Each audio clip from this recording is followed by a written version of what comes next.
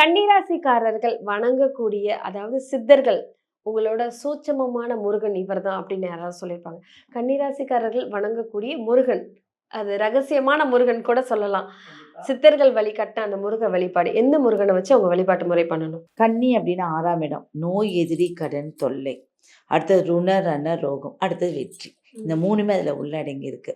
அப்போ அவங்களுக்குன்னு பார்த்தீங்கன்னா குன்றுத்துறை முருகன், அது வந்து சோலைமலையில் இருக்கு. குன்றுத்துறை முருகன். அப்போ நம்ம ஒவ்வொன்றா ஒவ்வொரு இடத்துல இருக்கிறதே சில பேர்த்துக்கு தெரியவே தெரியாது. எல்லாத்துக்கும் தெரிஞ்சது பழனி, ஆறுபடை வீடுதான் எல்லாருக்கும் ஃபேமஸா தெரியும். குன்றுத்துறை முருகன் வந்து சோலைமலையில இருக்கு. இங்க போகிறதுனால என்னெல்லாம் நல்லது நடக்கும்னா, அவங்க வாழ்க்கையில ஆயுள் அதிகரிக்கும். ஓகே. இப்ப யாராவது வந்து நோயால பாதிக்கப்பட்டிருக்காங்க, ஏதாவது ஒரு கடனால பாதிக்கப்பட்டிருக்காங்க, அதிக மருத்துவ செலவு இருக்குன்னா, கண்டிப்பா இங்க போயிட்டு வந்தா ஆயுள் அதிகரிக்கும், ஆரோக்கியம் அதிகரிக்கும்.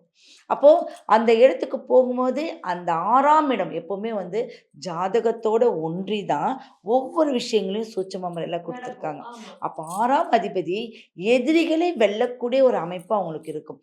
நோய், கடன் தொல்லை, அடுத்தது வந்து வெற்றின்னு சொல்லுவாங்க.